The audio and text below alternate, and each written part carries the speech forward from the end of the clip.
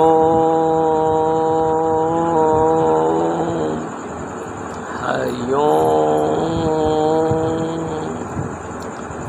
आज हम भक्ति के विषय में बात करना चाहते हैं कि परमात्मा के भक्त जो हैं और सांसारिक भक्त जो हैं, इन भक्तियों में क्या क्या जो है भिन्नता है, इसको हम बारीकी से इसकी छानबीन करना चाहते हैं। हमने देखा कि बहुत सारे ऐसे भक्त हुए हैं, जैसे कृपालु महाराज जी थे, वो राधा के भक्त थे और राधा की भक्ति में वो लीन रहते थे और उनका नाम लेते ही उन्हें जो है आंसू आने लगते थे। इसी प्रकार से कोई हनुमान का भक्त है, कोई माँ दुर्गे का भक्त है, कोई काली का भक्त है और कोई निरंकार का भक्त है, कोई परमात्मा का भक्त है, कोई आत्मा का भक्त है। इस प्रकार से भक्तों की संख्या बहुतेरी है। कोई अल्लाह का भक्त है, कोई वाहिगुरु का भक्त है, कोई गॉड परमात्मा को कहता है। इस प्रकार से भक्तों की जो श्रृंखला है, एक बहुत लंबी श्रृंखला है। परंतु इस श्रृंखला में जो मुख्य बात है कि जिसके लिए भक्ति की जाती है और वह जब तक वहाँ तक पहुँच न जाए तब तक जो है वो भक्ति पूर्ण नहीं मानी जाती है। परमात्मा की भक्ति, आत्मा की भक्ति, ये दो भक्ति छोड़ दिया जाए तो बाकी भक्तियों में फल है, और जब आदमी उसका फल है, उसका फल भोगता है। और फल को भोगता कैसे है? फल को इस तरह से भोगता है कि इंद्रियां सूक्ष्म हो जाती हैं। वह किसी चीज़ को बैठे हुए देख सकता है, किसी को पानी फूंक के दे देता है, किसी के लिए उसके लिए कुछ रास्ता बना देता है, तो उस रास्ते से कोई आदमी ठीक हो जाता है। कोई बैठे बैठे जो है कहीं दूर की चीज़ें देख के बता देता है। इस प्रकार से सिद्धियां हैं। जब ये सिद्धियां आ जाती हैं तो लोग जो है इन सिद्धियों के माध्यम से बहुत सारी चीज़ें जो है बता लेते हैं। और कुछ तांत्रिक हैं, उनका भी एक अपना सिद्धांत है, उनका भी अपना तरीका है। सब में जो है, सब भक्तियों में जो है, जो मुख्य भक्ति है वो निष्काम भक्ति है, जिसमें से परमात्मा और आत्मा की भक्ति है।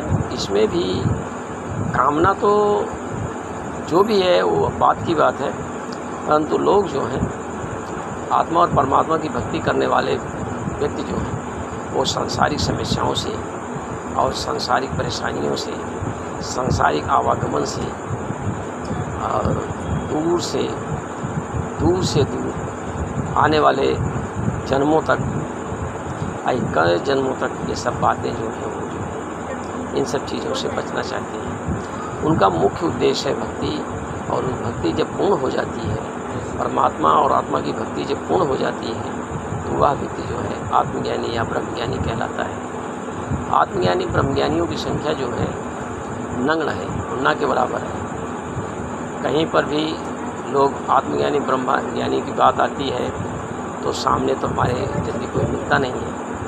तो ऐसे हमारे गुरुदेव जी मिले और उन्होंने जो मार्गदर्शन किया, और मार्गदर्शन के बाद उन्होंने जो बताया कि भक्तियों में जब तक प्राप्ति न हो, जानकारी न हो, अनुभव न आए, अनुभव में आने के बाद जो है जब तक जो है मन से ऊपर नहीं चला जाता है, इंद्रियों से, मन से, इत्यादि से जब तक आदमी कट नहीं जाता है, तब तक जो है भक्ति जो है सिद्ध नहीं होती है। और जब भक्ति सिद्ध हो जाती है तो वो जो है तत्वदर्शी बन जाता है। जब तक व्यक्ति तत्वदर्शी नहीं बनता है तब तक के लिए बड़ी समस्याएं हैं। तत्वदर्शी बनना आसान काम नहीं है।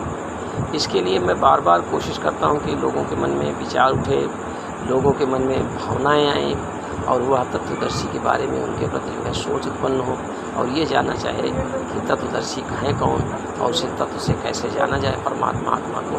तो इस प्रकार से सत्संग जाना और गुरु कर लेना और ध्यान योग करना और तमाम प्रकार की साधना करना, इन साधनों के माध्यम से अभी वो जो फल है, तत्व का दर्शन है, जब तक उसको वहाँ तक आप पहुँच न जाएं, जब तक उसका ज्ञान न हो जाए, तब तक भ्रमणा बनी रहती है।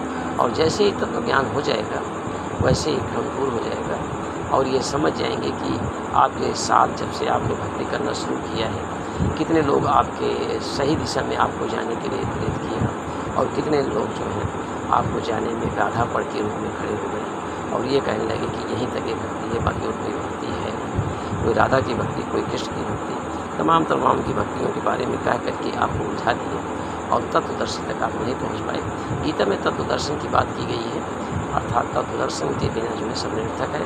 आज मैं इस एपिसोड में तत्वदर्शन के बारे में चर्चा किया कि व्यक्ति को तत्वदर्शी बनना चाहिए और यहीं पर आज इस वीडियो को समाप्त करते हैं।